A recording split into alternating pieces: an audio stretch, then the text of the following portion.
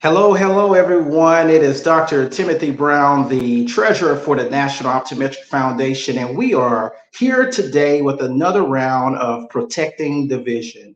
We're going to have this great webinar for you, and we thank you for joining us. And some of you who may catch this later, please feel free to share this with your family and friends and on your social media pages there as we try to provide every third Monday at 7 p.m. educational information for our listening audience there. We're trying to educate the community. The National Optometric Foundation is the financial arm for the National Optometric Association. And we support the National Optometric Association in various ways. We team up with them each year at the conference, which we have coming up soon here in July in the city of brotherly love, Philadelphia. We'll be at the Marriott downtown for the NOA convention. And we'll do on that Thursday, Serve Where You Go, where we do free eye exams for the community. And we team with great sponsors and companies such as VSP, where they provide lenses and frames for patients in that community as we're providing the free eye exams. Optometrists, technicians are there, opticians are there helping to provide eye care for the community. And we look forward to doing this. We also support by providing financial aid to our students, scholarships, students who are currently in optometry school, thinking about going to optometry school in high school, thinking about a career in optometry. We try to support them financially as well. And we're trying to make sure that we educate the community. We have 3 silent killers of your vision, and that is glaucoma, diabetic retinopathy, and also hypertensive retinopathy. And we do not want these things to stop you from being able to enjoy life and seeing the best that you can see. So if you have not had your eyes examined lately, please make an appointment with your optometrist, your local optometrist, and get your eyes examined today. Get on their schedule. Don't delay, do it today. That's right, folks. Get your eye exam scheduled with your local optometrist. And also, we want you to know that you can follow us, you can be connected with us and learn more about the National Optometric Foundation. We have a Facebook page called National Optometric Foundation. We also have a YouTube channel, and on our YouTube channel, you can find these webinars and you can go back and review some of the webinars that we've been doing for over the past 2 years for the community. We also have a website called www.nationaloptometricfoundation.com, and you can go on there and see some of our officers and some of the photos that we've taken over the years. And also, if you would like to contribute and allow us to continue to do the great things that we're doing in the community, you can donate. We have a Cash App, and you can donate today, $ Protecting the Vision, and the National Optometric Foundation appreciate every contribution. We appreciate our sponsors. We appreciate you all for sending in your donations when we do Giving Tuesday. Thank you all so much. Our current president, Dr. Andre Whitehead, he leads in a very esteemed way, and we appreciate all that you all do to support us as we are providing education and our services to various communities. So we want you guys to also be tuned in today. Go ahead and grab your favorite drink, get you some popcorn, because when I tell you I have a good friend that's going to be on a webinar, a great dynamic speaker that's going to be sharing with us about something that many of you probably don't know about, that's going to happen tonight there. And so we actually went to optometry school together, and we graduated along with other optometrists there in the class of 2010 at Pennsylvania College of Optometry. So I'm excited to have her on, and I want to just introduce her to you and tell you a little bit about her before she actually come on to the show.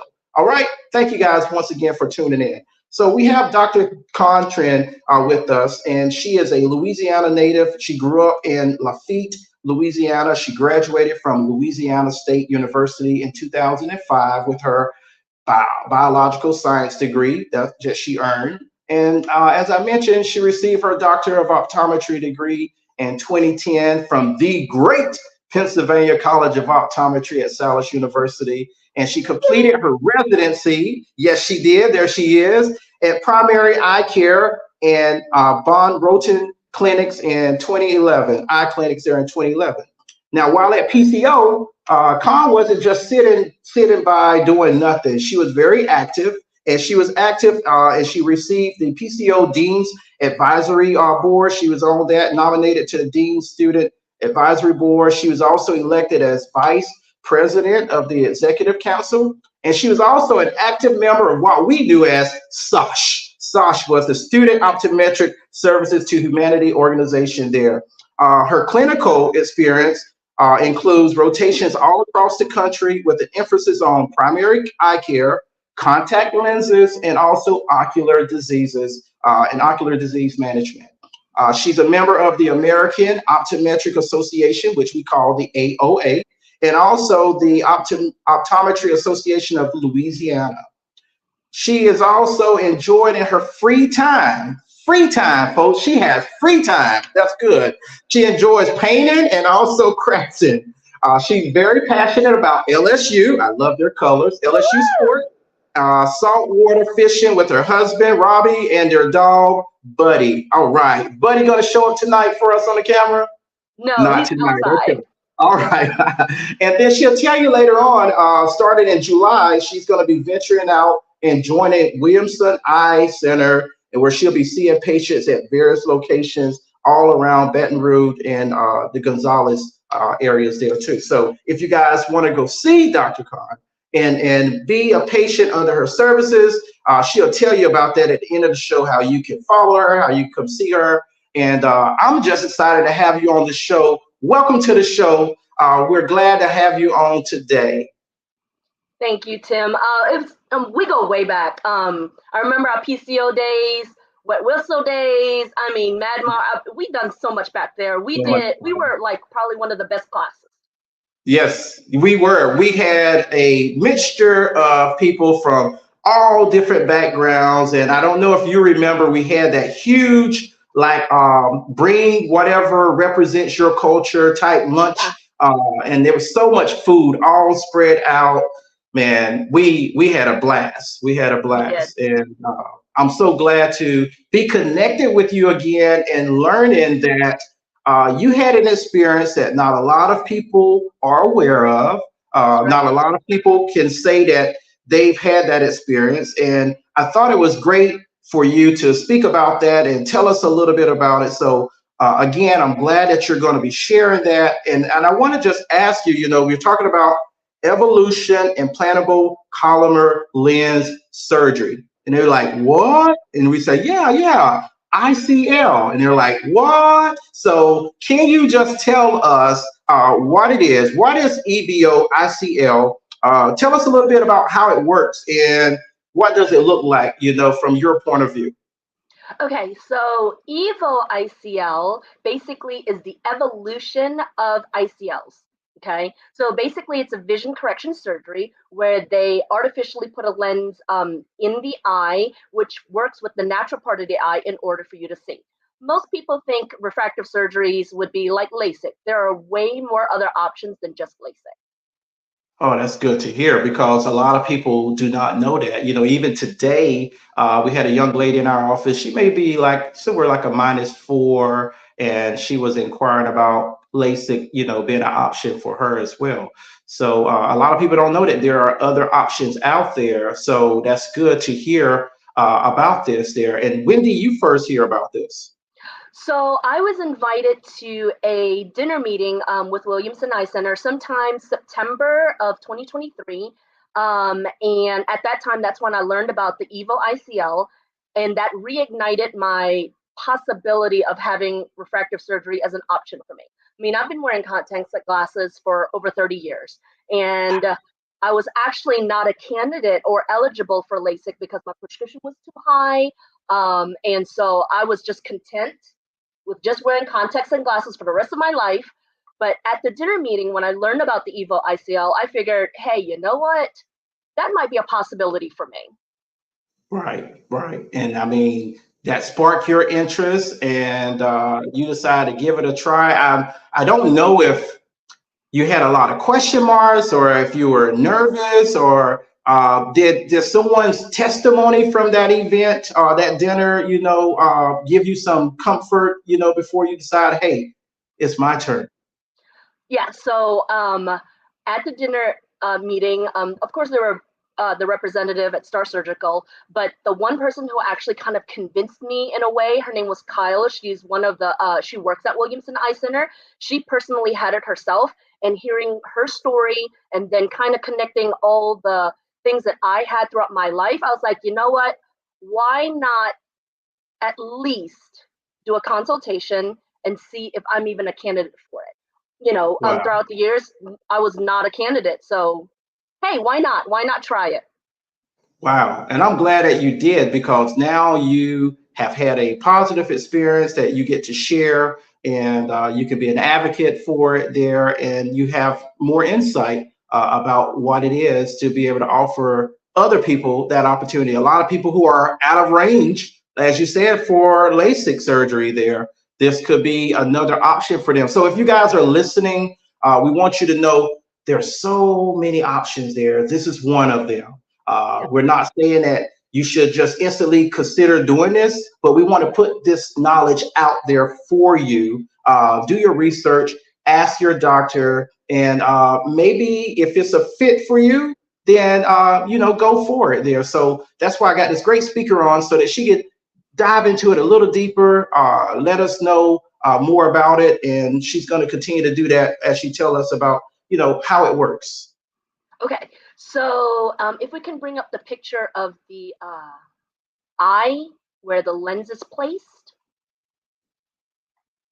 Okay, so if you take a look, the EVA ICL, like I said, it's like an artificial lens. It's a Collamer material that is placed right behind the iris, which is the colored part of the eye, right in front of your natural crystalline lens. So basically, it's like a contact lens placed into the eye to work naturally with the eye in order to focus light onto the retina for clearer vision.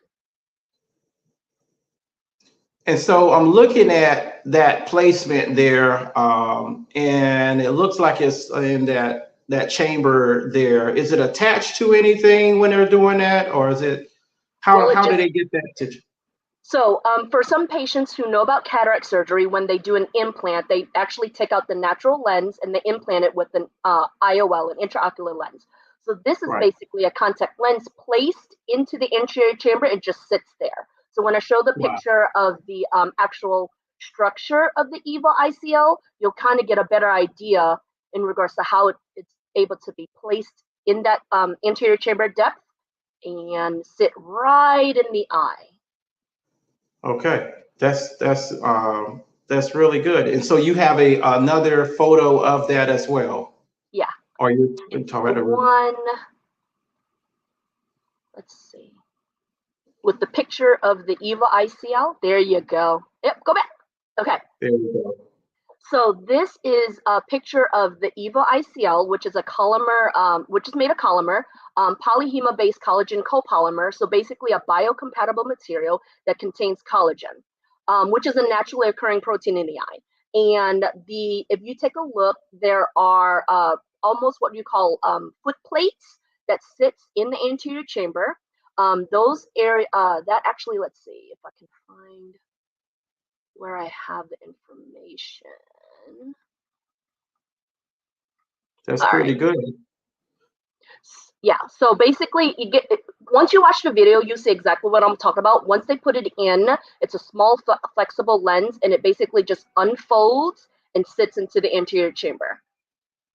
Okay, very good. And so if someone, like, I said we had someone asking about LASIK today, how does this one, compare to LASIK surgery or PRK that they're doing?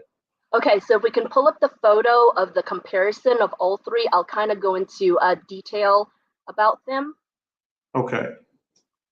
The PDF file. There you go. That might be a little small, but so refractive surgery options, comparing the EVA ICL with LASIK and PRK. So most people know LASIK is a procedure that permanently removes corneal tissue by reshaping the cornea to correct nearsightedness, farsightedness, and astigmatism. The surgeon makes a thin circular flap on the surface of the eye, and the flap is folded back to access the underlying cornea. Laser pulses remove the prescribed amount of tissue to change the shape of the cornea. Now, PRK is very similar to LASIK. It's also a procedure that uses laser to correct nearsightedness, farsightedness, and astigmatism. The difference is how the surgeon reaches the cornea. So with PRK, there's no corneal flap created. The top surface layer of the cornea, called the epithelium, is removed, and the underlying tissue is reshaped to correct the vision. So PRK, different, compared to LASIK, does require a little bit more healing time. So refractive lens exchange, like I said earlier, is very similar to cataract surgery, where they remove your lens and replace it with an intraocular lens. So the EVO ICL is designed to permanently correct vision very close to the nodal point of the eye without removing any corneal tissue, and it is removable compared to LASIK and compared to PRK, which is not reversible. So with it being removable, if it's necessary for any issues or complications, or for any future advancements of technology with vision correction. So many times you have procedures done on the eye, and that is what you get. But it's good to hear that this option is a movable device that they can to change out. Whereas when they're taking layers of the cornea off with LASIK, you can't add that back on. No. Yes. Once it's removed, it's permanently removed. For the corneal tissue, for LASIK, PRK. So, the EVO ICL, a more advanced procedure, is a removable lens. Right. Now, just emphasize that for those who are listening and they're thinking, okay. So they're taking in all of this information, they're comparing those three things there. And I just wanted them to stay right there on the screen for just a few more seconds so that our audience can they can zoom in and take a screenshot of this so that you can have that for your reference as well, that this is another option available to you. And these are the differences between those three things. PRK, where she mentioned no flap is created, from LASIK, where a flap is created, they're moving layers of the cornea, to the EVO ICL. Very good, very good. So, and I know we'll talk about later on as far as maybe costs and insurance and things of that sort, but who would they see as an ideal candidate? If we say, hey, if Khan made it, anybody can make it, but just walk us through who's eligible for this type of procedure there, and who may not be a good candidate for this procedure. So if we pull up the picture of how thick my glasses were, I can actually say that now. All right, so my prescription in regards to glasses was considered very, very thick. Okay, I have the thinnest material out there, high index 1.74, and having said that, that is still very, very thick. So in regards to EVO ICL surgery, it's basically for those that are phakic patients, meaning that they still have their natural lens in their eye, aged between 21 to 45. It's usually considered for those that are moderate to severe nearsightedness. Prescription maybe between a -3 to -20, and astigmatism between 1 to 4 diopters. Now, my prescription, if we could pull up the April prescription, my glasses prescription was a -1150 with some astigmatism in the right eye, and my left eye was a -1250. So if you imagine in regards to money, a quarter is a quarter, but mine was like in the dollars.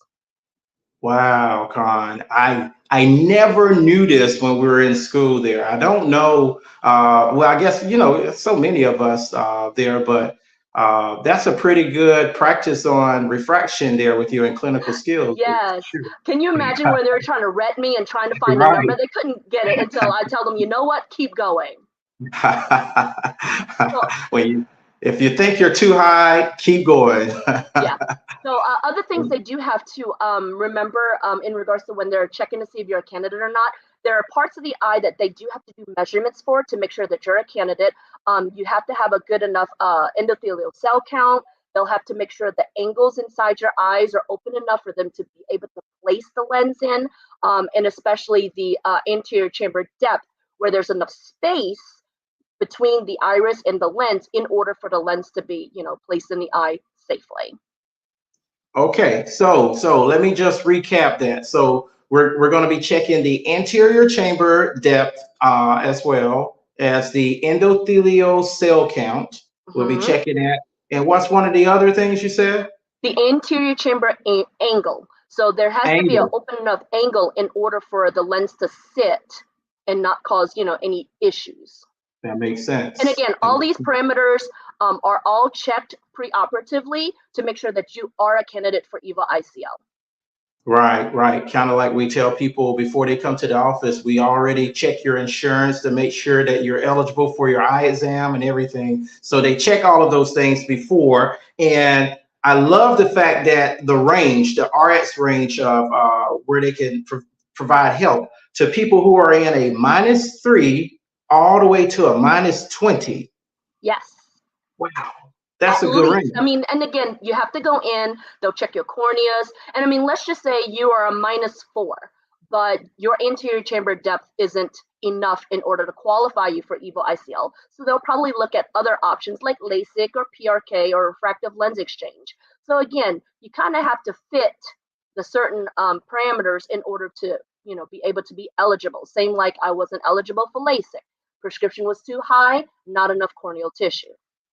Hmm. Wow. And also the range that you have for the astigmatism. We're talking about the number that's on your glasses prescription that you get from your doctor. For those of you who are watching, we're talking about those numbers. Some of you walk out of there, you got a plus in front of three numbers, and some of you walk out of there, you have a minus in front of three numbers. But the astigmatism range from a one diopter all the way to a four diopter too is pretty good, That's I pretty would good. think. Yeah, I agree. Yes. Now, including yourself, has any family members or friends, after you've done it, they say, "Hey, I want to give this a try as well," or any of your patients, have they done this that you know I of? have actually referred several patients to get a consultation. And I tell them, you have to go in and see what's best for you. They will go over LASIK, they will go over PRK, they will go over the EVO ICL, refractive lens exchange, custom lens replacement. So you actually have to go in for a consultation. Now, I actually have two optometry friends, Dr. Davidson and Dr. Dustin, who actually got the surgery too. Dr. Dustin got it the day before I did. He had the surgery, Dr. Clayton Patrick, and then Dr. Davidson had it done May of 2024. So, the last few months. Wow. Wow. See, look, because you took the step, now you're able to have insight. You can refer people, you can talk about it. I think this is great. I'm looking forward to them one day having you on stage talking to more people about this procedure, and sharing your experience. If you don't do the whole talk, at least sharing your experience, because there's nothing like having testimonies from as I say, customers, from you as a patient, that speaks highly about the procedure versus patients hearing it from a surgeon. They Yeah. think, oh, you're a surgeon. You do this all the time, and you're actually doing it. So there might be some benefit. But when a patient shares her experience or his experience about it, it's a lot better for people to accept. And Oh, yeah, I completely agree with you. So a lot of people think you're right. The doctor's explaining something, but the way I see it, I actually had it done. So I have the viewpoint from being an optometrist and a right. viewpoint from being a patient. So if I'm going to refer patients, I'm going to refer them to someone that I trust, that I've had surgery with, who I would send my mom, my dad, friends, and family. But that's what I would normally say. But now since I've had the procedure, I was like, you know what? I'm going to send you to who I went to. So Yes. having the experience, having the viewpoint from both the patient's perspective and a doctor's perspective makes it so much easier to be able to, having the experience and explaining it and saying, hey, you know what, if I can get it done, maybe you can too. Right, absolutely. Yeah, that's incredible. And so, as I'm thinking about uh, seeing it from a patient's perspective, they're like, hey, doc, that sounds great, but will my insurance cover it? That's the Okay. ultimate question. That is probably the number one question I usually get in regards to, does insurance cover it? So what people need to realize is that this is considered a refractive surgery. It is an elective surgery. So most insurance companies routinely do not cover procedures or elective services. However, you should call and check your policy for any refractive surgery coverage. Now, the cost of the surgery will also depend on where you're getting it from, the surgery center. Now, I do want to make sure you do understand the complete cost, recovery, everything should be straightforward. There should not be any hidden costs or fees. And some surgery centers actually offer surgery payment options like care credit. You could possibly use your HSA or FSA, which is flexible spending accounts, because it is considered a healthcare related expense. Wow. You know what? I'm glad that you brought that up, because too often we forget about that, but we don't on our end, because when we're offering vision therapy, most of the time insurances they don't cover that as well. And that's something that parents have to pay out of pocket, or the patient has to pay out of pocket. But the fact that you mentioned care credit, a lot of people don't know about care credit, but care credit will allow you to be able to pay for services that you get from your doctors, and you'll have 6 months sometimes to pay it off, same as cash. Sometimes they'll have it, you do it in 6 months, interest free. So that's one of the beauties of applying for care credit and having that as one of your tools when you go to any doctor's appointment, not just with your optometrist, but with your medical doctor. There are other things that care credit will cover, and you can find that in their brochure or online whenever you look up care credit, CARE credit, care credit. So that's a good one. And then people using their HSA, FSA, because some of those don't transfer over the next year, and that's something that you can use, that you have there as one of your financial tools as well. Good. That was a good one there. So insurances may not cover it, but there are other things that can help absorb some of that cost for you as a patient or as a parent if your child has a high prescription. I've seen a lot of children, at Insight Family Eye Care, we see mostly children, 65%, and a lot of them come in with high RXs there. And sometimes we want to talk to them, or we refer them out for someone to talk with them about myopia control, Ortho-K and things of that sort there. I don't know if you work with that or not, but I did have a guest speaker on talking about Ortho-K once for that as well. So good. So if the finances are good, your testimony, I'm interested. Now I want to know what's some of the risks involved, or complications, is surgery. So there's got to be something, right? Well, all surgeries, regardless if it's the eye or not, have their own risk. What's important is you got to get the treatment from the surgeon who's highly skilled in the required surgical technique and has, in this case, completed the EVO ICL certification program. And of course, I would always recommend choose a surgeon that has performed the surgery with high success rates. And of course, the biggest thing is making sure that you are an eligible candidate for the procedure itself. Follow the protocols, the pre-op workup, get the accurate measurements. Now, in regards to side effects, that can vary from person to person.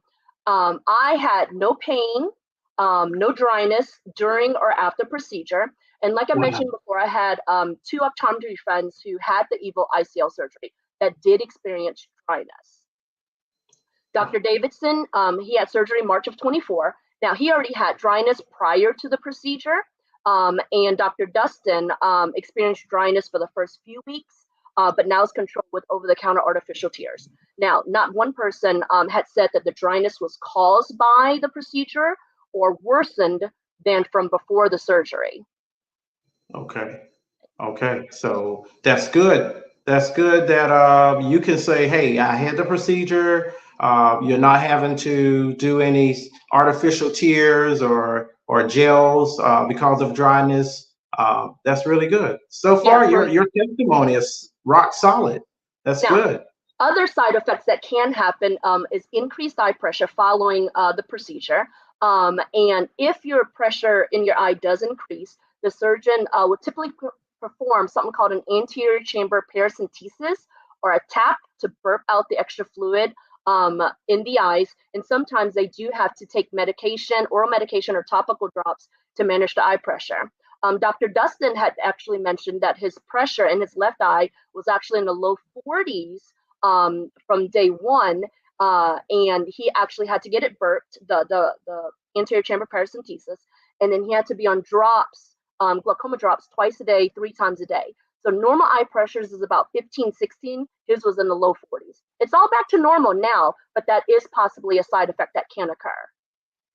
Right. Wow. So that's good that you point that out. You know, as you go, those of you who may be listening, you go to your optometrist's office, you probably remember them checking your eye pressure because high eye pressure can cause damage to the back of the eye, the optic nerve, and can lead to glaucoma where you lose some of your peripheral vision on the side. So your doctor checks, you probably remember a puff of air, you know, or something actually coming towards you and touching your eye. Those are different ways that we can check the pressure at your routine eye exam there. So I want to remind you all, as we're talking about this EVO ICL, to also call your optometrist and schedule your eye exam. Don't delay, do it today. We want to make sure that we are protecting the vision, making sure that no one lose their vision. We don't want you to lose the gift of sight.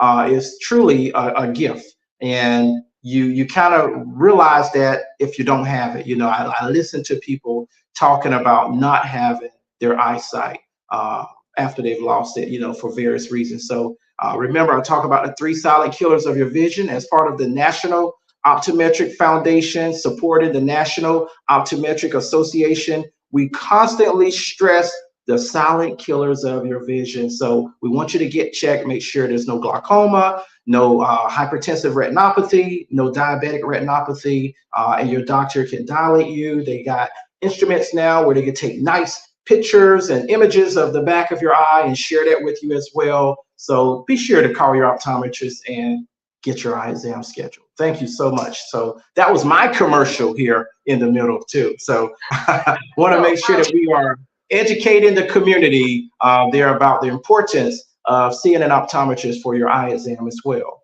So of course, very, very important.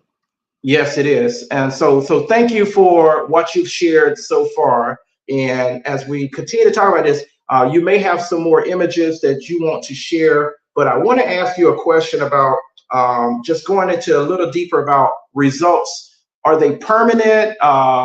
What would make you have to take that lens back out? If so, you know, things of that sort. They're kind of questions that's in my mind there. Okay, so the results, the vision results are permanent. Same goes for LASIK, same goes for PRK. The lens itself, the EVO ICL lens itself, is said to last a lifetime, 100 years. And when it's placed inside the eye, remember, it can be removed.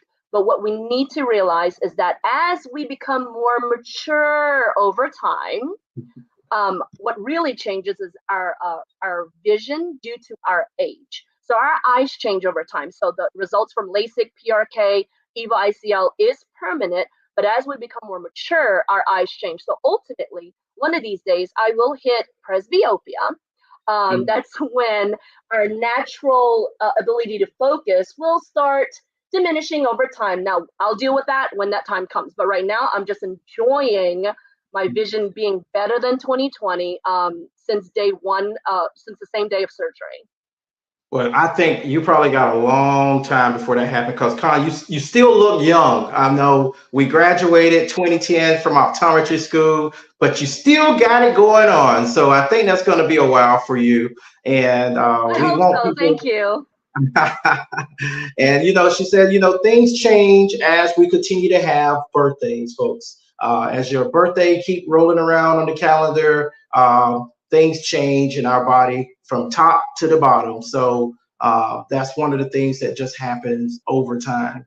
And can you kind of walk us through some of your pre-op, your post-op, you know, before the surgery, after surgery experience there? Paint that picture for us a little bit.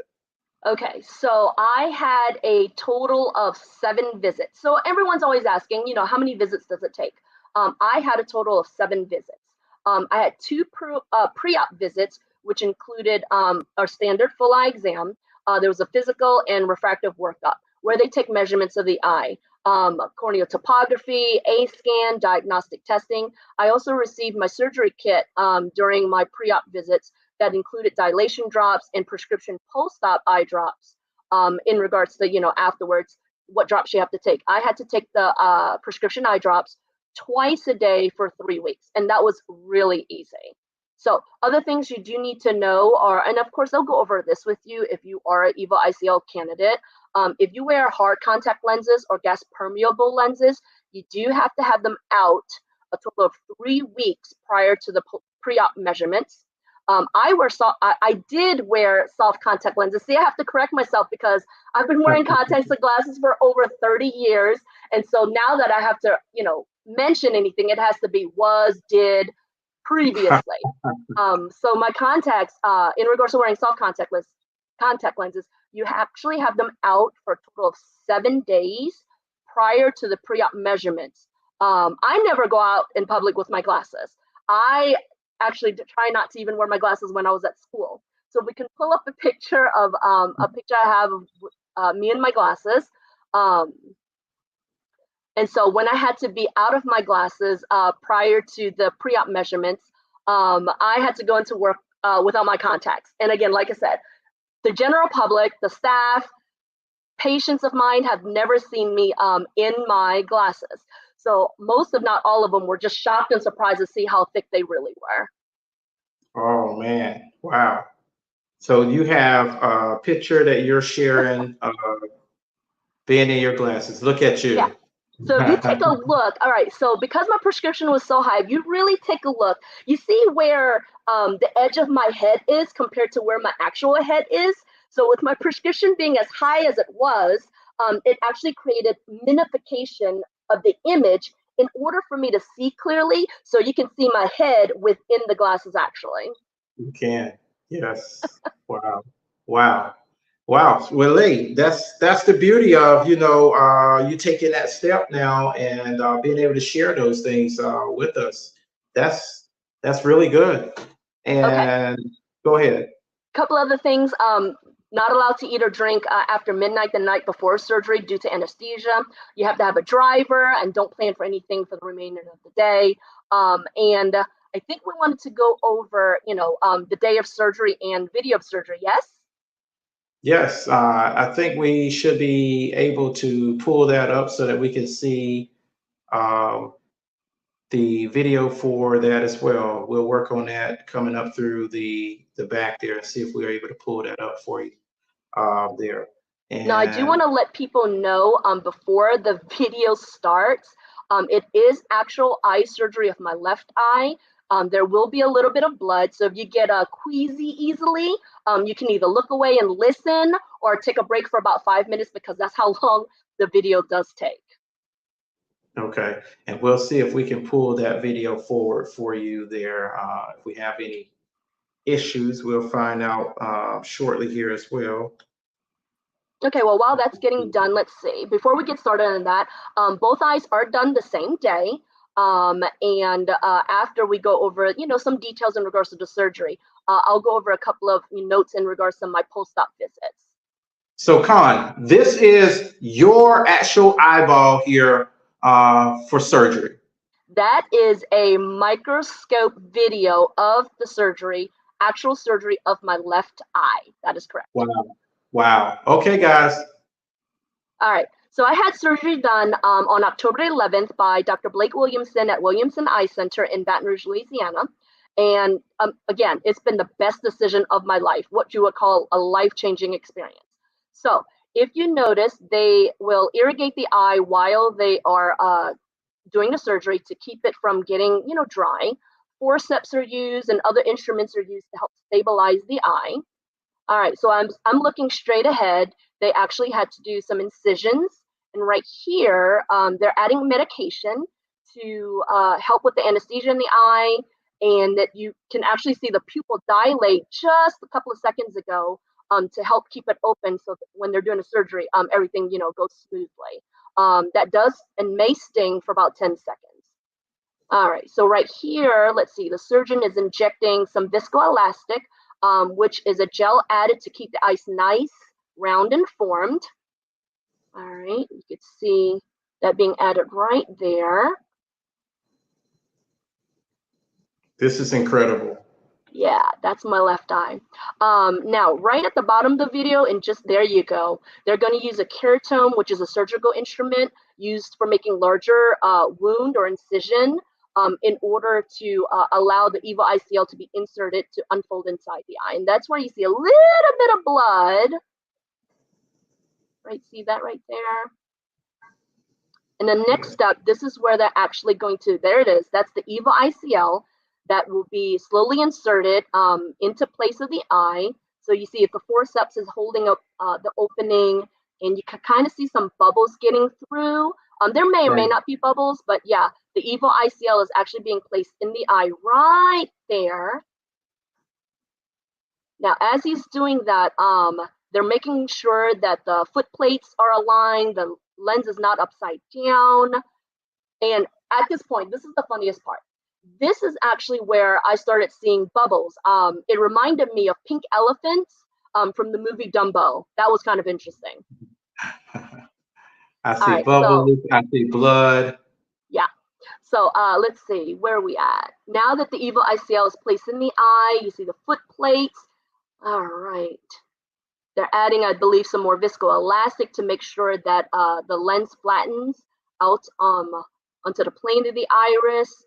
Okay, that's a spatula that is going to help tuck the foot plates on the corners right there.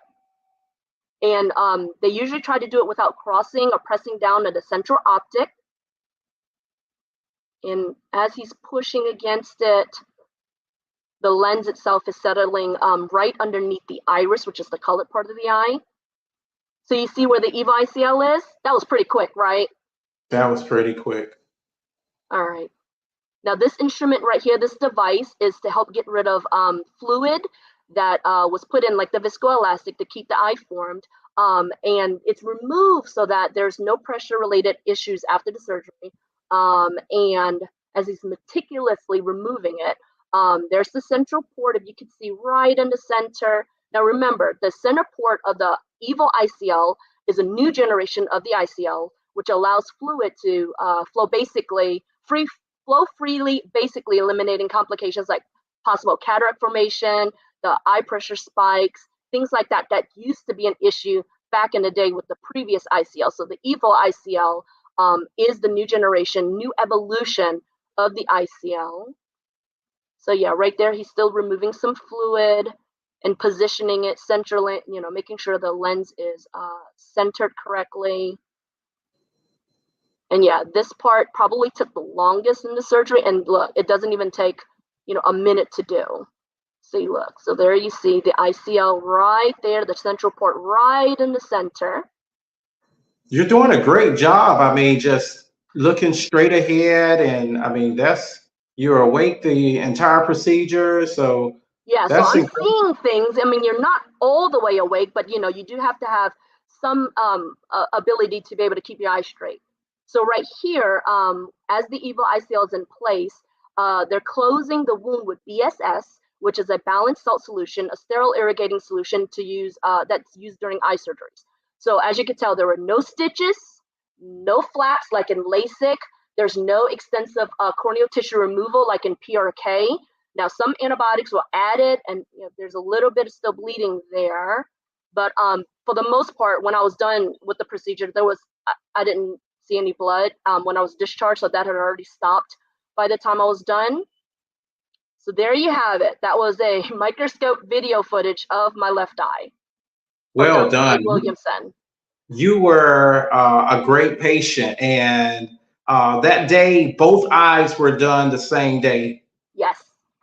Wow, that's incredible. I mean, just watching that, it felt like I was right there in the operating room, suited up and just assisting. He was asking me for something. It just felt like I was assisting the surgeon there. So I'm so glad you shared that video. That's incredible. Wow, wow. That's unbelievable. So really cool video that I was able to, you know, they were able to send to me, because, you know, who'd ever think you get a video of that? But, you know, I asked for it and they sent it to me, and luckily I'm able to share it with you and the audience. Wow, that's incredible. So you've told us what EVO ICL is. You've also told us about who's a good candidate for it as well. You've talked to us about complications and risk when it comes to the EVO ICL. You've talked to us about insurance maybe covering it or using your HSA or care credit, to help cover some of the costs. You've talked about, whether or not the results are permanent. You've shown us the process. Now, let's talk a little bit about the recovery before we end the webinar tonight so that people kind of know a little bit about recovery, how long it takes for you to return to your normal activities, that kind of thing. Okay, so in regards to that, after the surgery, you do have to go back and do what they call a 2-hour post-op visit. That's when they check your vision, check your eye pressure to make sure everything was good. Well, my vision was better than 2020, and my pressures were within normal limits. That's 2 hours, about 2 hours after surgery, and I was able to see better than 4K.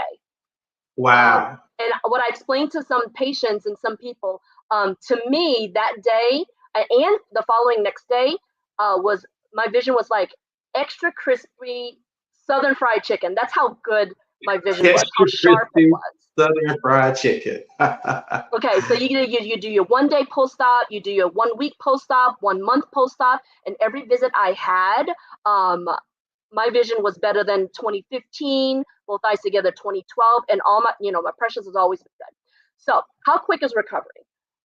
Most patients experience improved vision immediately. Again, like I said, mine was better than 2020 at my 2-hour post-op visit. And now you do have to have the driver, like I said, if you're under general anesthesia. I believe Dr. Davidson actually opted not to do the general anesthesia, and he did just fine. So for my 1 day post-op, I went back the next morning to get my pressures checked and my vision checked, and everything was perfect. I actually drove down to New Orleans the following day for the American Academy of Optometry conference for the weekend. No issues, no complications. Dr. Davidson and Dr. Dustin started seeing patients the following day. So you're able to return back to normal activities within 24 hours of surgery. Now that's incredible. The recovery time, you just can't beat that. The procedure, watching it gives you some confidence, in actually doing it. Seeing that being done on your eye, and now hearing from you, you sharing your testimony, that's incredible. And as you kept saying that your vision was better than 2020, I remember we did a T-shirt in optometry school that had that on there. Better than average, as well. We the class of, 2010. So, and your vision got down to what again? You said after? In my right eye was about 2015, minus a couple. My left eye was about 2015, but both eyes together was 2012.5. And every so often, I still check it, and I'm still better than 2020. Wow. How does it feel? I mean, walking around, no thick glasses, not having to put contacts in. Just tell us, how does it feel being able to buy sunglasses now with no prescription? That's amazing. Life-changing, best decision I've made in regards to that. So it's like, I don't have to worry about contacts, don't have to worry about glasses. And the funny thing is, I actually still wake up in the morning checking my nightstand for my glasses, not realizing that I'm actually still able to see after surgery, because memory surgery, I'm always looking for my glasses as soon as I wake up. So life-changing. I don't have to worry about buying contacts, glasses, contact lens cases, solution, eyeglass repair kits, none of that. So ultimately, I was like, it's probably one of the best decisions I've ever done in my entire life for now. I hope I have like great decisions later on too. But I mean, if anyone's ever interested in, breaking free from contacts or glasses, this is definitely an option to consider. LASIK, PRK, refractive lens exchange, EVO ICL is just another option for anyone who's interested in doing it. And, from my experience, this is something that I would definitely do again, because Dr. Blake Williamson, rock star surgeon, you could put a picture up right there. Oh my gosh, he was so amazing. The staff there were great. I was very comfortable before, during, after surgery. So, I mean, they literally made the experience itself unforgettable. That's incredible. Wow. Vision for the legends. I mean, I am sitting over here trying to contain myself, but I feel like I need a cheer for you. It's like, yeah, go on. Like, wow. This is like amazing. You've been wearing glasses or contacts for over 30 years, and now you have that freedom. The wind just hit you in the face, and you can wear your polarized sunglasses now, and you see well, no problems driving at night. Wow, that's incredible. So, to add the driving at night, though, one of the side effects that all three of us did experience were rings and halos, especially while driving at night. And it was, for some of us, worse at night. And initially, right now, I don't even see it anymore. It's so minimal. Don't even like think about it. Dr. Dustin actually said that it almost looked like Sonic the Hedgehog rings when you're looking at lights. But like I said, all three of us, we don't even really see it anymore. But yeah, the biggest thing is no dryness issues. The lens is reversible. So, I mean, there's so many advancements in technology with the EVO ICL surgery compared to, others available. That's incredible. That's incredible, Doc. Thank you so much for sharing this. I mean, what an eye opener.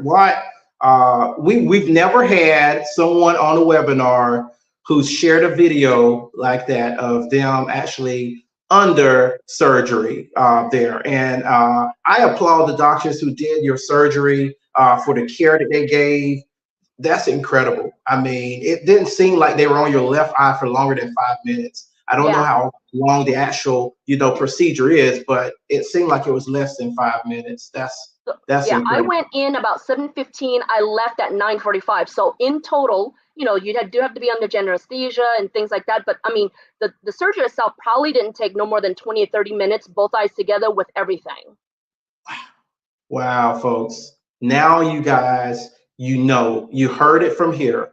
Dr. Khan has all shared this excellent procedure that's an option if you have a very high prescription. You have thick lenses in your frames, your glasses that you're wearing, and you've been thinking about some type of surgery, not sure. Well, this may work for you. Do your research. As she said, if someone's going to do surgery, no matter what type of surgery it is, search and read about the person who's going to do the procedure as well. See and ask questions about their rate of success, how many they've done. Ask them questions about complications. Ask them questions about what's going to happen before the surgery, what's going to happen after the surgery, and things of that sort. Those things are very important there. So I thank you for sharing it. That is amazing work that they did, and your testimony is outstanding there. Let me just look and see and everything there. Did they talk with you about that? He was just wondering if there's cataract surgery in the future. Did they talk about anything in regards to that?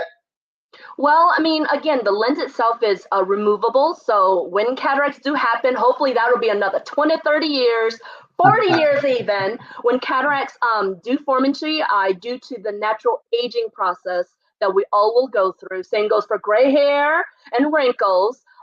They can remove the lens and probably do the cataract surgery. But again, at that time, when that happens, I don't know what technology is going to be available at that time. But again, like I said, the EVO ICL is removable. So, if it needs to be removed for any other procedures, it can be.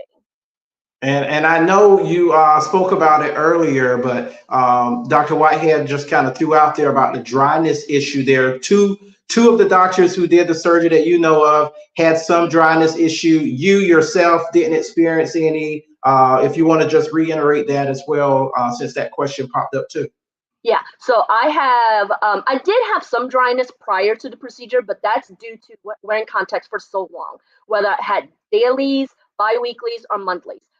So I still have the normal dryness, but I didn't have any dryness due to the procedure, nor did any worsening. So Dr. Davidson had dry eyes prior to the procedure, but it's not worse than after the procedure. And Dr. Dustin had it, for the first couple of weeks. And I believe, if his eyes get dry, he might get some of the rings and halos. But for the most part, for me personally, no excessive dryness, no issues. I do know some people who's had LASIK who now hear about what I have and wish they would have weighted, but ultimately LASIK, like I said, is a great option too. A lot of LASIK patients do experience dryness years after having the procedure done. And so far, I have no dryness whatsoever. And I hope I don't. Wow, that's incredible. Yeah, I know in school we had some of our colleagues who were trying the Ortho-K, and we had some colleagues who had LASIK done. And now I can say I have a colleague that I know that had EVO ICL, surgery done. So this is great, and it's been a great topic. You shared it very well, and I'm sure that people may have questions later. They can type it in the comment section. But as we are closing out of this webinar that you shared so well with us today, some final words that you may have. If people can follow you on social media, or if they want to come see you, tell us about your adventure that you're about to take in July as you're closing out this webinar for me. Okay, so I'm actually joining Williamson Eye Center in July. They have 8 locations here in Louisiana. And I would be probably in the Baton Rouge location and the Gonzales location. So if you want to find me, just basically call Williamson Eye Center here in the Baton Rouge area. And then, if you're interested, I could set you up with consultation, tell you my story, face to face. But yeah, I'll be joining them in July and, starting to see patients soon. Awesome. Thank you again. And when I come to Louisiana, I'm gonna give you head notice and have you to take me to a very good place where I can get something to eat. How about that? We have some really good food here. I am looking forward to it. Thank you again, Con, for being on with us. This has been an eye opener for us there. And thank you for having me, Tim. This was great. Yes, and we hopefully in the future may ask you to come back on a different topic, but for right now, you have a great evening. And once again, thank you guys. Put some love in the comment section. Thanking Dr. Khan for sharing tonight, and you have a great evening. Thank you so much. Thank you. Well, there you go, folks. Another great webinar here on Protecting the Vision, National Optometric Foundation.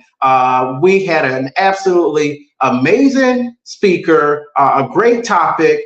This is knowledge for you, the community, and we hope that you enjoyed it there. And we hope to see you back on our next webinar next month, the 3rd Monday. We'll have a different speaker on, and he is going to bring us a great topic as well. I won't spoil it for right now, but we'll hear from another great speaker. As we close out, I just want to let you know, if you want to support what we do as the foundation, supporting the National Optometric Association, we do have a Cash App, and you can donate for us tonight.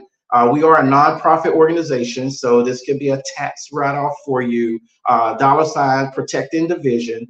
We have our website, nationaloptometricfoundation.com, where you can follow us, get some information about us, the officers, see some of the photos as we are joining with the NOA at their convention.